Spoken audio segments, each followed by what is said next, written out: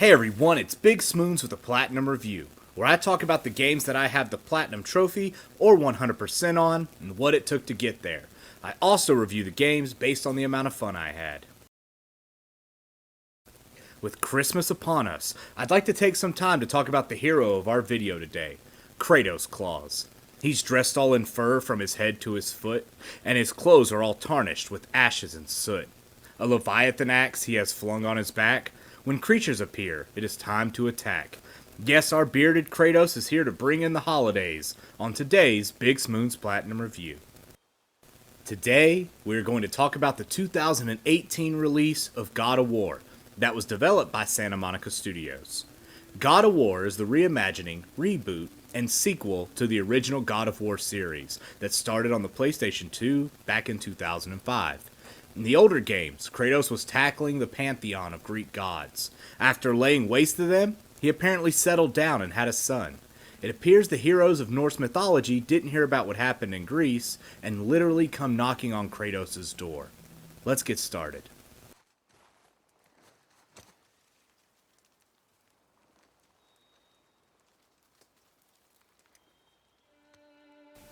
Kratos had moved past his life of god-slaying by the start of 2018's God of War. He was living in a quaint house with his wife and son.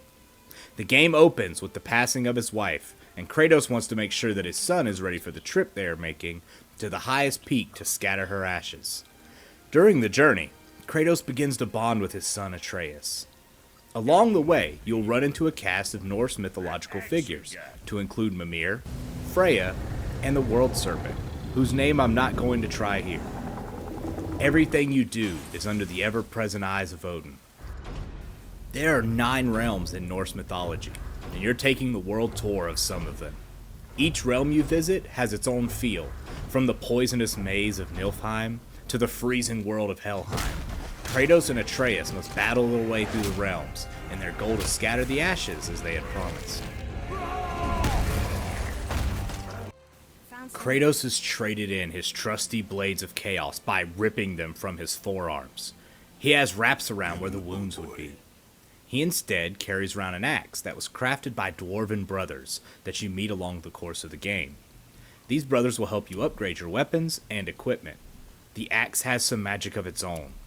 It's imbued with some ice and will return to Kratos once thrown. This is exceptionally useful, as you can just launch it at enemies and snatch it right back over and over. Agree to marry Odin. You could spend hours in the world of God of War riding in the boat and listening to the Norse tales that Mimir tells you. It made the traversal across areas that would typically be tedious feel interesting. You may find yourself just sitting in the boat to hear the end of the story before you get out.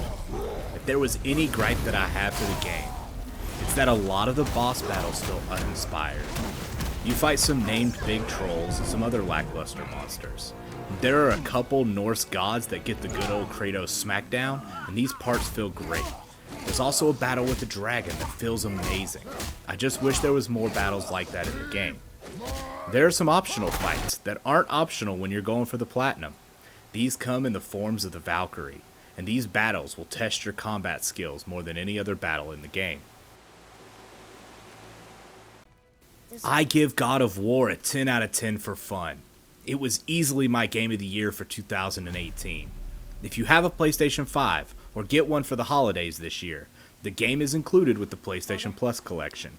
The game is also included on PlayStation Now if you're subscribed to that service. Game direction is something that I do not talk about very often, but it's so exceptional here. The entire game feels like it's shot as a single shot. The camera moves through scenes organically, and the action never leaves your characters. The graphics here are beautiful, and the landscapes of all the different realms are breathtaking. The audio is a treat as well. Hearing Kratos bellow out "boy" in his rough, deep voice is excellent every time. God of War felt like a PlayStation 5 game before the PlayStation 5 even released. The way the game does fast traveling and loading screens actually took me a few times of them happening to realize that that is what was happening. The game never takes you all the way out of the shoes of your characters. God of War 2018 is a must-play for everyone who has access to it. If you have a PlayStation 5 and PlayStation Plus, or if you have a PlayStation 4 and PlayStation Now, you need to download God of War and play through it. It deserves all the praise that it has gotten. Let's talk trophies. There are 37 trophies here. About a third of them will come naturally just from playing through and beating the game. If you are exploring all of the corners of the worlds and collect all the collectibles while killing the ravens, you will net yourself a few more trophies. Upgrade your armor and weapons fully for more trophies. Getting all the collectibles will boost your stats up to maximum, and you're going to need that for what is to come. The game provides useful checklists to help you keep track of all the collectibles, and the use of a guide can assist you in cleaning up any that you have missed. But they're all sort of connected. I need to dedicate an entire segment here for the Valkyrie. There are 9 of these absolute beasts of opponents. 6 are hidden behind portals, 1 is at the end of the poisonous maze, and 1 is after the trials in the volcanic world. I know what you're thinking, that's only 8. That's because the last one, Sigrun, requires you to bring the helmets of the other 8 to a site and place them on their thrones. This is hands down the hardest fight of this game, and will put all your combat skills to the test.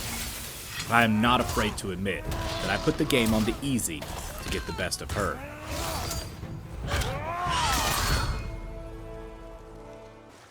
This is a game that begs to be explored. Every area feels interesting, like thousands of years of history have been lived in them. Taking out all of Odin's ravens may be tedious, and the Valkyrie fights may be frustrating, but I think you should overcome all of that and get that platinum. There he is. Thanks for watching, everyone. I have a couple of questions for the viewers. What do you guys think about me making videos for games that I do not have the platinum on for various reasons, as a kind of the One That Got Away series? I also plan to start streaming Final Fantasy XIV on the PlayStation 5 and trying to obtain the platinum for that game.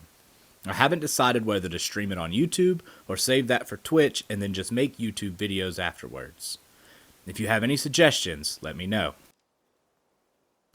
Anyway, this will likely be the last video of 2021 for me, and I'll move on to more content for you guys in 2022. Happy holidays and Happy New Year. Be good to each other and be good to yourself. Thank you guys.